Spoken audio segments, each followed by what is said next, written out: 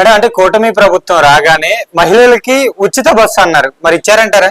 మహిళలకి బస్సు దేవుడు ఎవరు, మహిళలకి రక్షణే లేదు ఈ కుటుంబ ప్రభుత్వంలో. ఇంకా బస్సు ఎవరికి కావాలండి? బస్సు నేను అనేది ఏంటంటే బస్సు కన్నా ప్రియారిటీస్ ఎక్కువ ఉన్నాయి. ఇప్పుడు నేను చెప్పిన అమ్మ ఒడి గాని ఆడపిల్లలకి మహిళలకి అదే విధంగా ఫీ రీఎంబర్స్మెంట్ కానీ స్టూడెంట్స్ కి అందరికి అవి చాలా చాలా అవసరం అండి.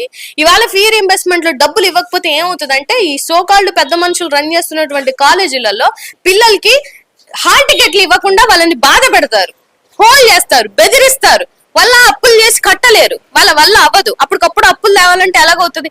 మీరు ఫీ రీఎంబర్స్మెంట్ ఇస్తాను అని చెప్పే కదా మీరు పార్టీలోకి వచ్చారు, గవర్నమెంట్ లాక్కున్నారు. ఆ రోజు మీకు వాళ్ళు ఓట్లు అవసరమయ్యాయి కానీ ఇవాళ వాళ్ళ భవిష్యత్తు మీకు ఏ మాత్రం పట్టదు అన్నట్టుగా మీరు వాళ్ళని నడి రోడ్డు మీద వదిలేసి ఒక్కరికి రూపాయి ఇవ్వట్లేదు.